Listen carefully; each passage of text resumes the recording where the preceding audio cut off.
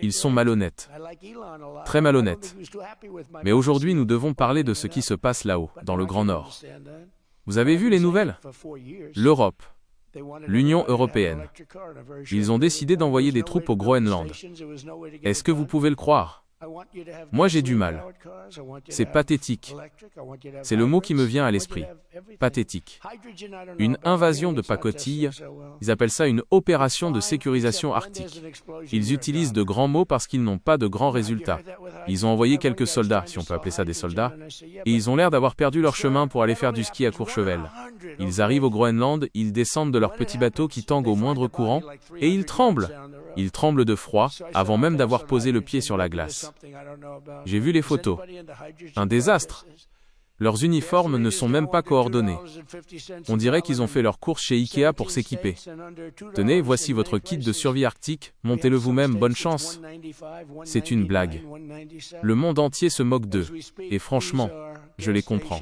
L'affaire du Groenland, l'opportunité manquée. Vous vous souvenez quand j'ai proposé d'acheter le Groenland?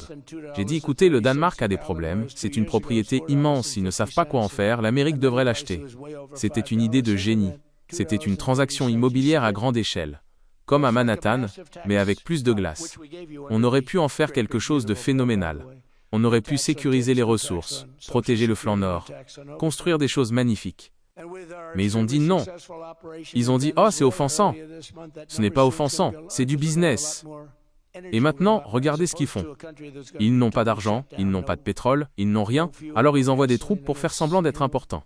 C'est comme si votre voisin refusait de vous vendre son jardin en friche, et qu'une semaine plus tard, il y installait une tente de camping en plastique pour vous montrer qu'il gère le terrain. C'est triste. Très triste. Le contraste avec la puissance américaine. Regardez nos gars. Regardez nos militaires. Nous avons les meilleurs équipements du monde. Nous avons des navires qui peuvent briser la glace, comme si c'était du verre dans un verre de Diet Coke. Nous avons des avions, les F-35, vous savez, ceux qu'on ne peut pas voir? Ils sont invisibles. Littéralement. J'ai demandé à un général, est-ce qu'on peut les voir? Il m'a dit, Monsieur le Président, on ne peut pas les voir. J'ai dit, c'est ce que je pensais. Les Européens, eux, ils ont des hélicoptères qui tombent en panne dès qu'il neige un peu trop fort. Ils n'ont pas de vision. Ils n'ont pas de guts. Ils passent leur temps à Bruxelles à manger des croissants et à décider de la courbure des bananes, et soudain ils se réveillent et disent « Tiens, si on allait conquérir le froid ?» La France, ils envoient des troupes, mais ils n'oublient pas d'emporter le vin rouge. Ils vont essayer de négocier avec les icebergs. S'il vous plaît, monsieur l'iceberg, ne fondez pas trop vite, nous avons un traité. L'Allemagne. Ils n'ont même pas de balais pour faire semblant d'avoir des fusils dans leurs exercices de l'OTAN.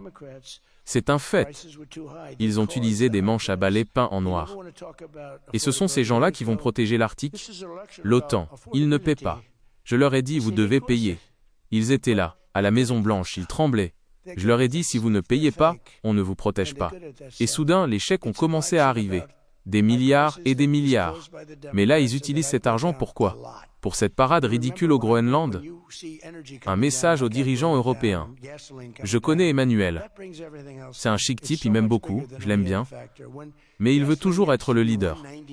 Il veut sa propre armée européenne. Eh bien, la voilà son armée. Une section de reconnaissance perdue entre deux pingouins.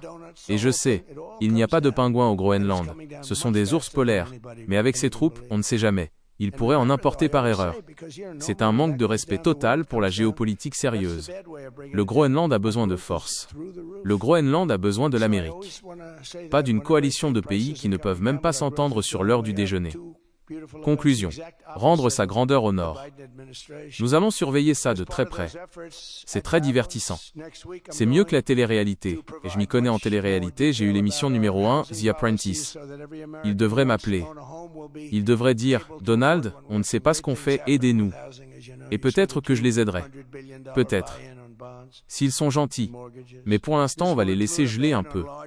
On va les laisser se rendre compte que sans les États-Unis, ils ne sont rien. On va continuer de construire nos murs, de protéger nos frontières, et de s'assurer que l'Amérique reste la nation la plus puissante, la plus riche et la plus respectée au monde. Parce que nous, on ne fait pas dans le pathétique. On fait dans le grandiose, on fait dans la victoire. Et on va gagner, gagner, gagner. On va gagner au nord, on va gagner au sud, et on va rendre à l'Amérique sa grandeur, plus que jamais.